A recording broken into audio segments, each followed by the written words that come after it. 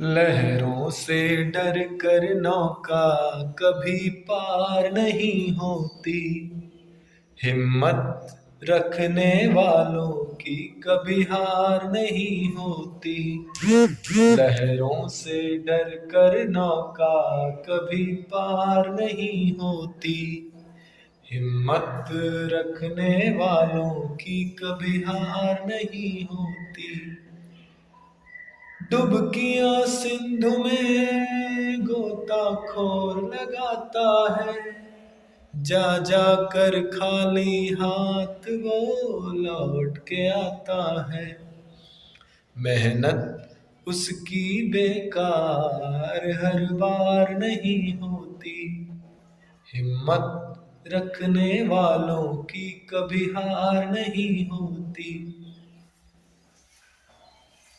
Hello, नमस्कार, राम राम। कैसे हैं आप सब? हिंदी धाम के इस यूट्यूब चैनल पर मैं आपका स्वागत करता हूं। पिछले वीडियो में हमने हिंदी गद्य की विधाओं की चर्चा की थी कि हिंदी गद्य की विधाएं कौन कौन सी हैं, और हमने जाना था कि हिंदी गद्य की जो विधाएं हैं वो दो प्रकार की होती हैं, एक प्रमुख और एक गौड़। यानी एक ऐसी विधा है, प्रमुख विधाएं एक ऐसी विधाएं हैं जो प्रमुख होती है हिंदी साहित्य में, जिन पर अधिक से अधिक रचनाएं लिखी गई, और दूसरी तरफ है गौड़ विधाएं जो उतनी प्रमुख नहीं होती हैं और हिंदी साहित्य में जिनके अंतर्गत कम रचनाएं लिखी गई। अब विधाओं की बात सुनते होंगे तो पहला प्रश्न आपके मन में यह भी उठता होगा कि हिंदी गद्य की जो विधाएं हैं, प्रमुख और गौड़, तो इनमें विधाओं का अर्थ क्या है? विधा है क्या? ऐसी कौन सी चीज है जिसे हम विधा मान सकते हैं, या जिन विधाओं की चर्चा हो रही है उनमें अपनी अपनी क्या विशेषता है? तो सबसे पहले आप ये जानिए कि जो विधा है, विधा विधा का तात्पर्य है लेखन शैली। क्या तात्पर्य है? लेखन शैली। लेखन शैली को ही विधा कहते हैं। जब कोई रचना किसी विशेष शैली में लिखी जाती है तो उसे उस गद्य की विधा कहते हैं। शायद आपने कहानी पढ़ी हो, हम में से सब पढ़ते हैं, बचपन में पढ़ी होगी, और बड़े हुए होंगे, स्कूल गए होंगे तब पढ़े होंगे, लेकिन कहानी सबने पढ़ी होगी। तो कहानी अगर आप पढ़ते हैं तो देखते हैं कि उसकी जो विधा है, यानी उसकी जो लेखन शैली है, वो अन्य चीजों से भिन्न होती है। हमने निबंध भी पढ़े होंगे, निबंध लिखे भी होंगे, कई बार परीक्षाओं में निबंध लिखने को भी जाते हैं। तो क्या आप दोनों चीजों को पढ़कर ये उसमें कुछ अंतर पाते हैं या नहीं? हम कहानी पढ़ते हैं तो उसमें जो कहानी होती है घटना प्रधान होती है, उसमें रोचकता होती है, एक घटना के बाद दूसरी घटना को जानने की उत्सुकता बढ़ जाती है। निबंध में ऐसा क्यों नहीं होता? क्योंकि निबंध एक अन्य शैली की विधा है, उसकी लेखन शैली अलग है, कहानी की लेखन शैली अलग है। तो आज पिछले वीडियो में हम बात कर चुके थे कि आज हम विधाओं के बारे में विस्तृत चर्चा करेंगे। तो सबसे पहले आइए देखते हैं कि विधाएं कौन कौन सी हैं। तो विधाओं की बात की जाए तो सबसे पहले हमारे ध्यान में जो आती है वो प्रमुख विधाएं हैं। प्रमुख विधाएं यानी ऐसी विधाएं जिन पर अधिक से अधिक रचनाएं लिखी गई। ऐसी विधाएं जिनमें अधिक से अधिक रचनाएं लिखी गई, तो उसमें से पहली विधा है निबंध। निबंध एक विचारात्मक विधा है। कल हमने विधाओं के अंतर्गत इसकी भी चर्चा की थी कि विधाएं, प्रमुख विधाओं में तीन प्रकार की विधाएं होती हैं, एक कथात्मक, एक दृश्यात्मक और एक विचारात्मक, जिसमें से विचारात्मक विधा के अंतर्गत निबंध की चर्चा हम करते हैं। आप जानते हैं कि निबंध में विचारों की प्रधानता होती है।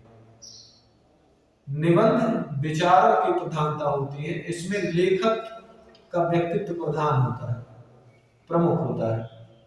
विचारों की प्रधानता के कारण इसकी विधा अलग है और ये निबंध कहलाता है। अर्थात अपने विचारों को लेखक बांधता है, एक निश्चित शैली के अनुसार जब बांध दिया जाए तो उसे हम निबंध कहते हैं। नाटक दूसरी विधा क्या है? नाटक। नाटक ऐसी चीज जिसको हम गांव, छोटे कस्बों आदि में भी कई बार इस विधा से संबंधित चीजें देखते हैं। आप अपने घर में तमाम चीजें देखते होंगे, अपने छोटे भाई बहनों को कोई चीज कहते होंगे और नहीं मानते होंगे, तो आप उनसे कहते हैं क्या नाटक कर रहे हो, क्या नाटक कर रहे हो। अर्थात इसका मतलब यह है कि नाटक वह विधा है जिसमें किसी ऐसी घटना का अभिनय किया जाता है जो वास्तविक उस व्यक्ति का वास्तविक व्यक्तित्व ना हो। अगर वो कुछ ऐसा अभिनय करने का प्रयास करता है तो हम कहते हैं कि क्या नाटक कर रहे हैं। तो नाटक एक दृश्य प्रधान विधा है। इसमें दृश्यों की और घटनाओं की प्रधानता होती है। यह दृश्य प्रधान होती है, अर्थात इसका अभिनय किया जाता है। अभिनय के माध्यम से अलग अलग दृश्य दिखाए जाते हैं। इसके बाद बात आती है कहानी की। कहानी जो हिंदी साहित्य की सबसे रोचक विधा है। आपको शायद पता हो कि हिंदी साहित्य की सबसे रोचक विधा जो है वो कहानी है। और कहानी को पढ़ना सुनना हम सबको पसंद होता है, चाहे कोई छोटा बच्चा हो चाहे कोई बुजुर्ग हो, सबको कहानी पढ़ना और सुनना पसंद होता है। तो कहानी एक घटना प्रधान विधा होती है। इसमें घटनाओं की प्रधानता होती है, इसमें कई पात्र होते हैं, इसमें संवाद होते हैं। संवाद नाटक की भी विशेषता है। तो ये घटना प्रधान विधा है। ये किसी घटना को या किसी घटना के एक पक्ष को लेकर लिखी जाती है।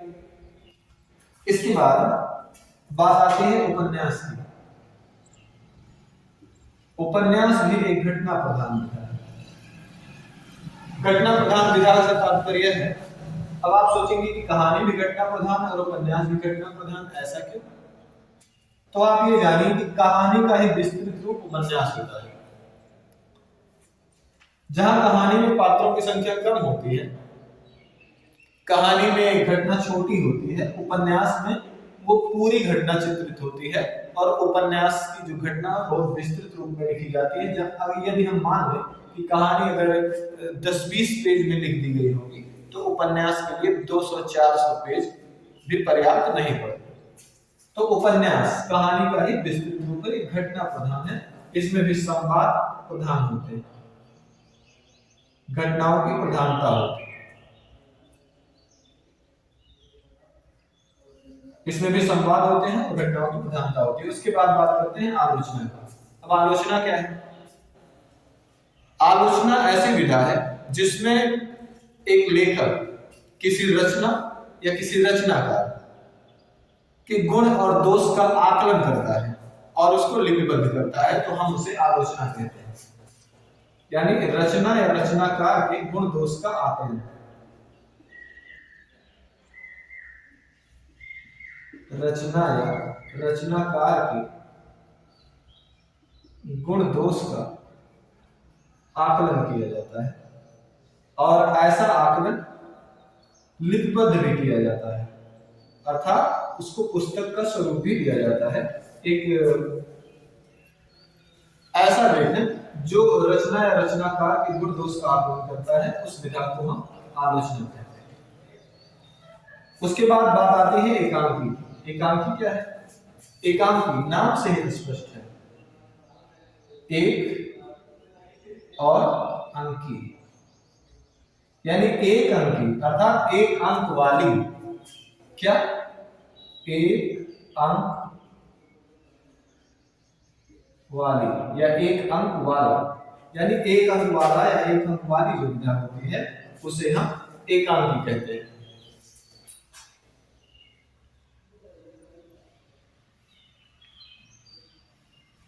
इसके बाद आपने इन प्रमुख विधाओं को अच्छे से समझ लिया। निबंध, नाटक, कहानी, उपन्यास, आलोचना और एकांकी, ये कुछ प्रमुख विधाएं हैं। इसके बाद हम बात करेंगे जीवनी विधा। जीवनी नाम कितना प्यारा है। अर्थात जीवनी ऐसी विधा है जिसमें हम किसी लेखक की, किसी महान व्यक्ति के, किसी महापुरुष के जीवन से संबंधित घटनाओं का वर्णन करते हैं, या लेखक किसी महापुरुष, किसी महत्वपूर्ण व्यक्ति के जीवन से संबंधित जब घटनाओं का वर्णन करता है तो उसे ही हम जीवनी कहते हैं। ठीक है, यानी जीवन की घटनाओं का वर्णन।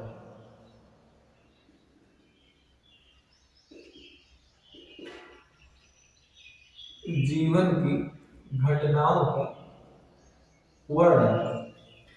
अभी वर्णन करता कौन है? कोई अन्य,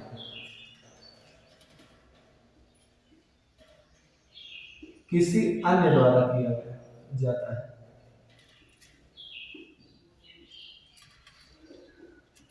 किसी अन्य द्वारा जीवन की जो घटनाओं का वर्णन किया जाता है तो उसे हम जीवनी कहते हैं। और यही चीज जब स्वयं द्वारा की जाती है, जब कोई व्यक्ति, कोई लेखक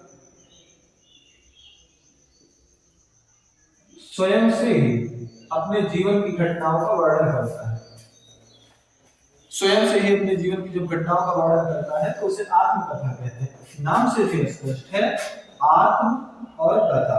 आत्म अर्थात स्वयं की, और कथा अर्थात कहानी।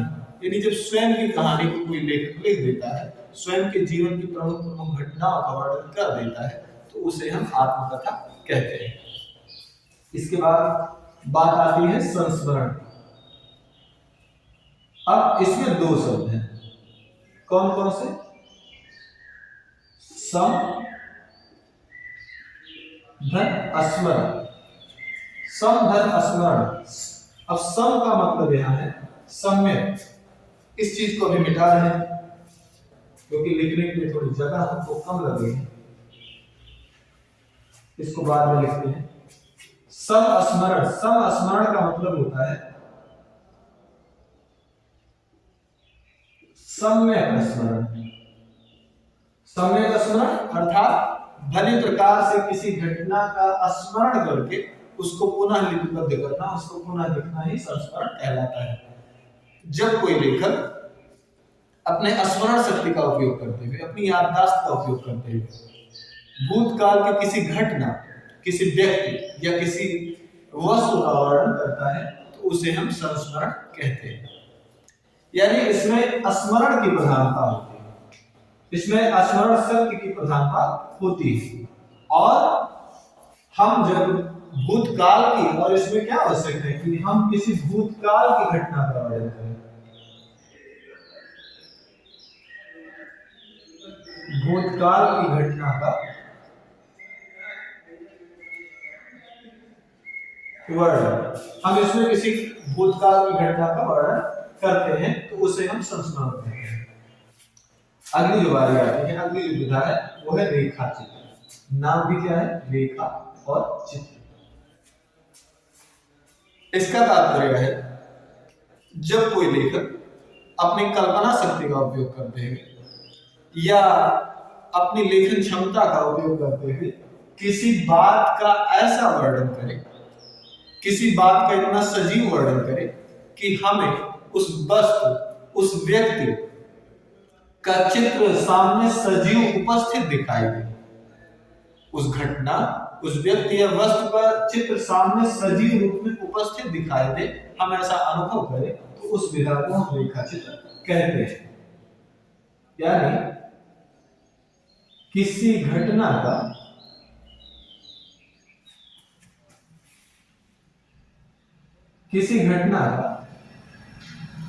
सजीव वर्णन,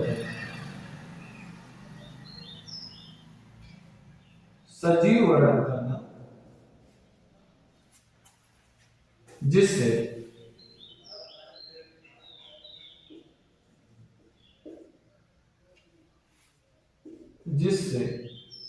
उसका एक चित्र सा बन जाए,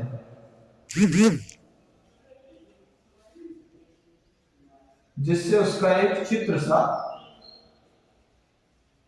बन जाए। यानी किसी घटना का ऐसा वर्णन जिससे उसका एक चित्र सा बनता हुआ हमें दिखाई दे तो हम उसे क्या कहते हैं? उसे हम रेखा चित्र कहते हैं।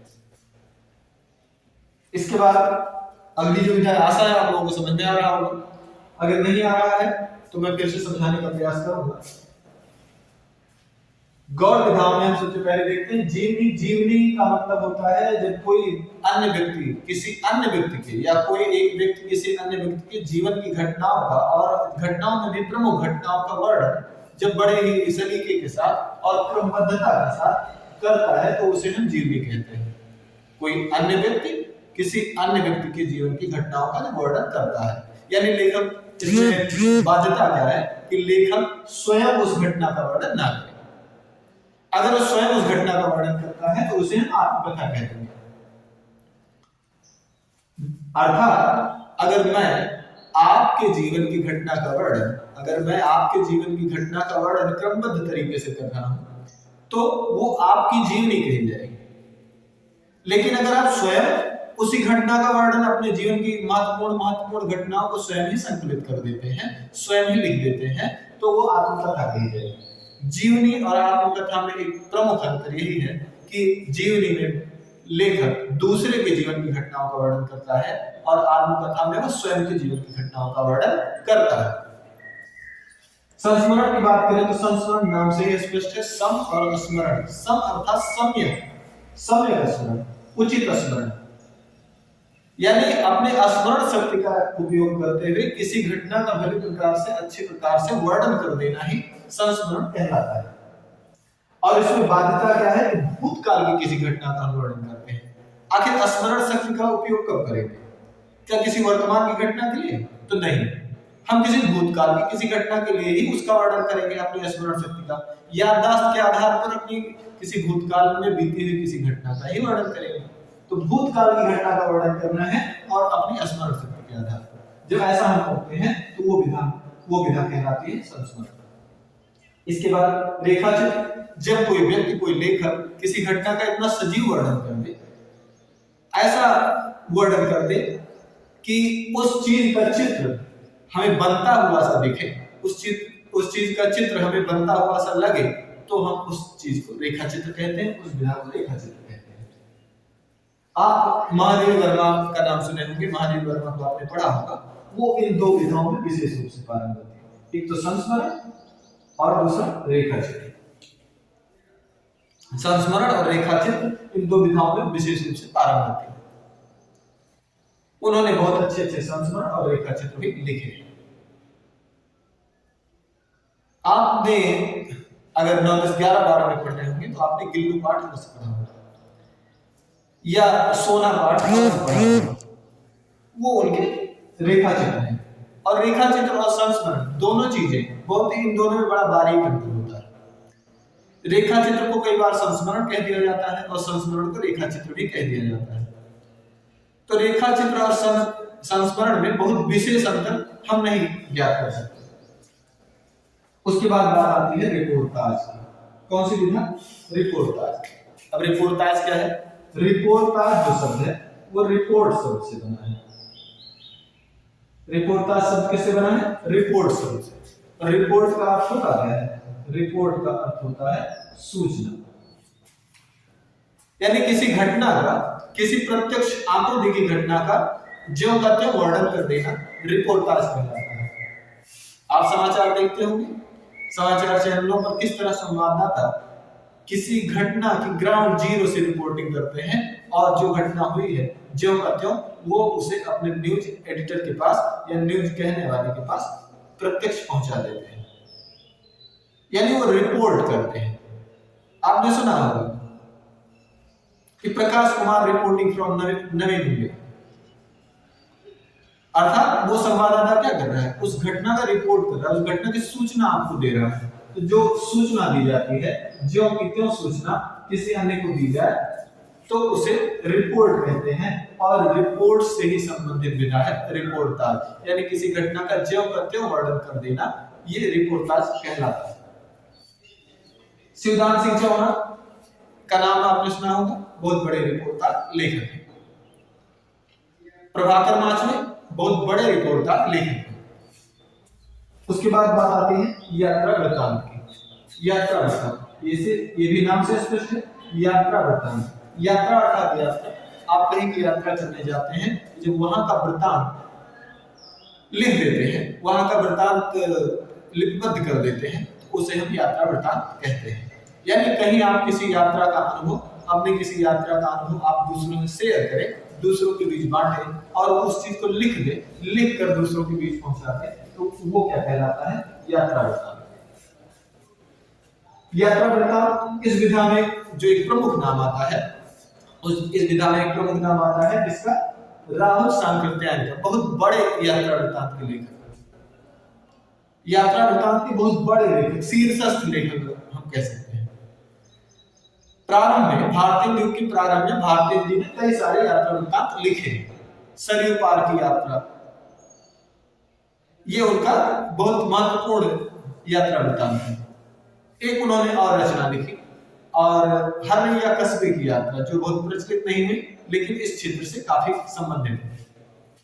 तो यात्रा वृत्तांत, यात्रा वृत्तांत यानी किसी यात्रा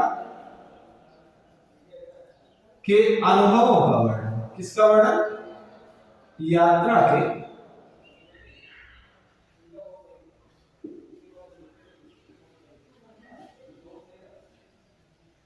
के अनुभवों का वर्णन जब कोई लेखक लिखता है तो उसे हम यात्रा वृत्तांत कहते हैं। अगली विधा क्या है?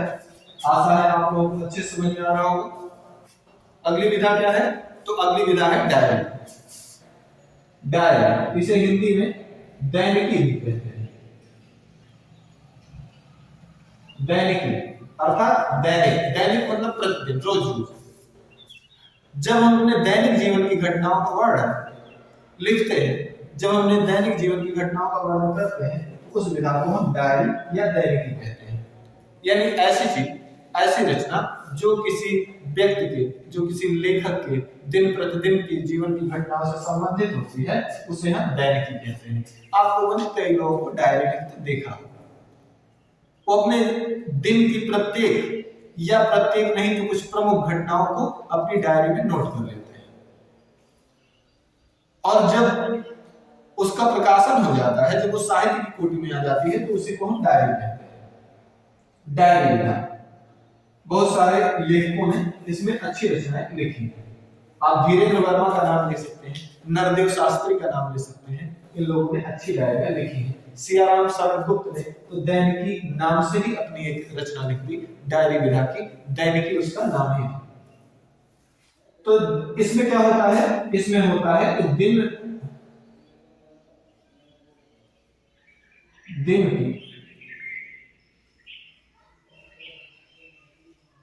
प्रमुख घटनाओं का वर्णन, दिन की प्रमुख घटनाओं का वर्णन। जब अपने दिन की प्रमुख घटनाओं का वर्णन करते हैं, प्रमुख घटनाओं को लिख देते हैं, तो उस चीज को क्या कहा जाता है? डायरी। अगला क्या है? रूपक। रूपक समझ लीजिए कि नाटक का ही एक भेद है, या यूं समझ लीजिए कि नाटक रूपक का एक भेद है। नाटक को संस्कृत साहित्य में रूपक कहा गया है। भरत मुनि ने अपने नाट्य शास्त्र में नाटक को नाटक को कहकर रूपक ही कहा है। तो कोई रूपक, कोई नाटक जब रेडियो पर प्रसारित करने के उद्देश्य से उस सांचे में ढाल कर लिख दिया जाए कि वो रेडियो पर प्रसारित हो सके। आप जानते हैं कि रेडियो पर अभिनय देखा नहीं जा सकता, अभिनय केवल किया जा सकता है, अर्थात उसकी आवाज हमें मिल सकती है, उसका दृश्य हमें दिखाई नहीं देता। तो रेडियो की अलग बात है। रेडियो पर प्रसारित होने के लिए किसी नाटक को उसी प्रकार लिखा भी होना चाहिए। तो ऐसे नाटक जो रेडियो पर प्रसारित करने के लिए लिखे जाते हैं, किस पर? रेडियो पर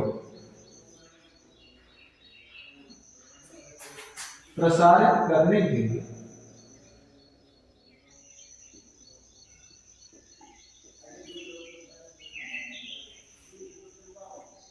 लिखे जाने वाले नाटक, रेडियो पर प्रसारित करने के लिए लिखे जाने वाले नाटकों को हम क्या कहते हैं? रेडियो रूपक कहते हैं। उसके बाद अगली विधा का नाम है प्रहसन। प्रहसन क्या है? आप देख रहे हैं ये दोनों अक्षर हस, अर्थात इसमें जिसमें हास्य की प्रधानता, ऐसी रचना जिसमें हास्य की प्रधानता होती है, जो हास्य की प्रधानता लिए हुई होती है, उसे हम प्रहसन कहते हैं।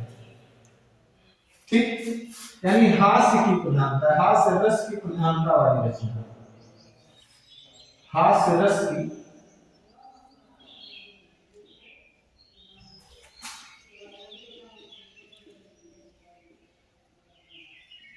हास्य रस की प्रधानता वाली रचना। इसको आप अच्छे से समझ लीजिए। 1 मिनट का ब्रेक लेंगे।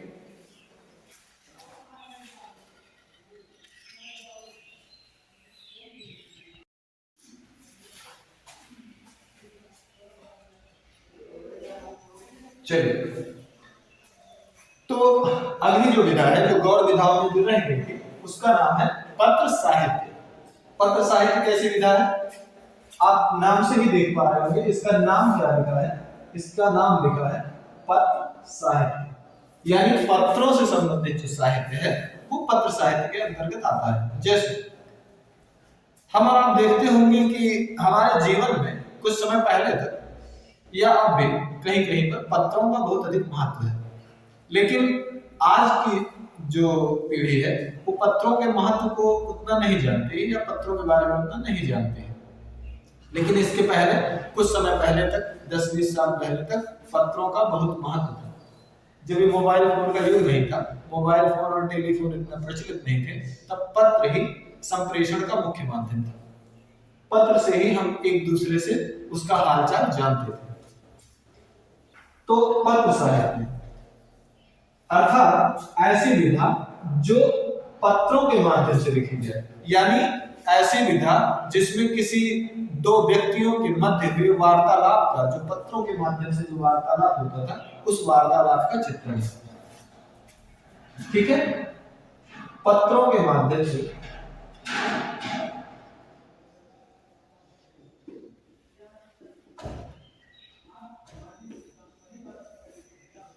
पत्रों के माध्यम से हुए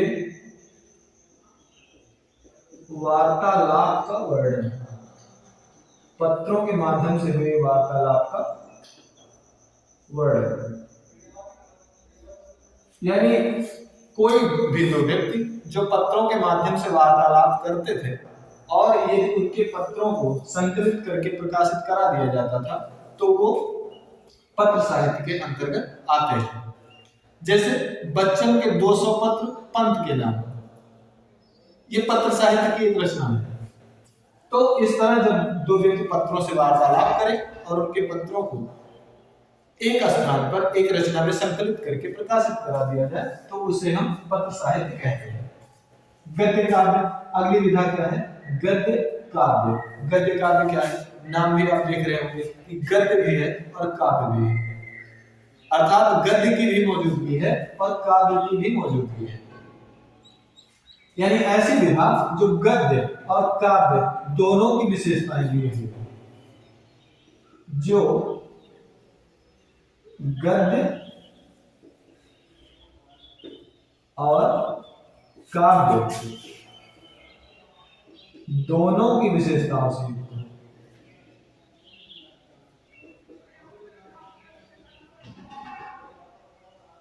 गद्य और काव्य दोनों की विशेषताओं से युक्त हो,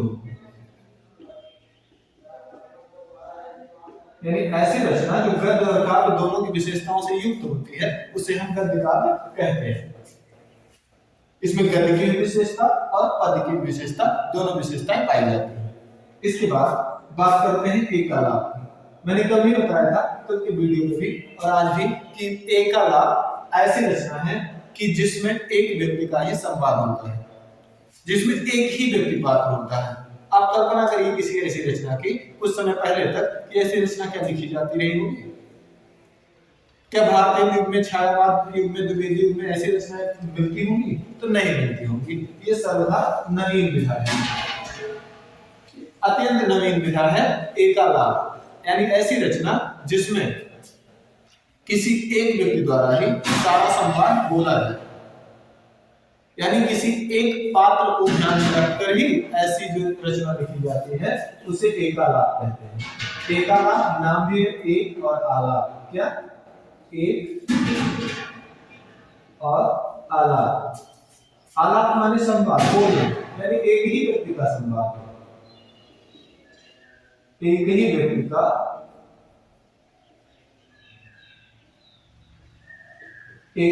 का जिसमें संवाद होता है उसे एकालाप कहते हैं।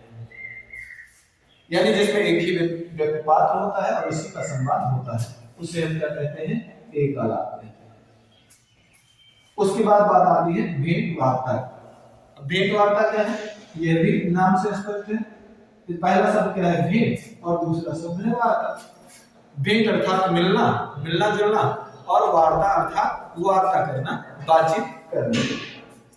तो भेंट वार्ता ऐसी विधा जिसमें कोई व्यक्ति, कोई लेखक दूसरे लेखक या दूसरे किसी सामान्य व्यक्ति से मिलता है और उससे बातचीत करता है, उससे कुछ प्रश्न करता है, उससे कुछ उत्तर ग्रहण करता है, अगला व्यक्ति कुछ प्रश्न करता है और उससे उत्तर ग्रहण करता है।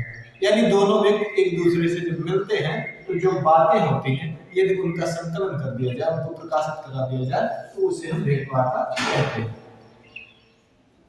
और ये भेंट वार्ता लेखकों के मध्य सामान्यतः होती है, उसी को भेंट वार्ता कहते हैं। या किसी लेखक, किसी रचनाकार और किसी महत्वपूर्ण व्यक्ति के बीच होती है, उसे ही हम भेंट वार्ता कहते हैं। समझ गए आप?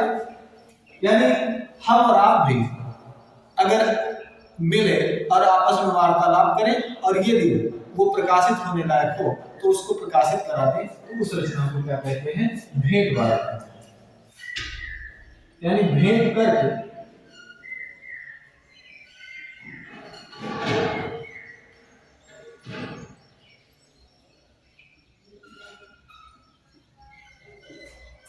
वार्तालाप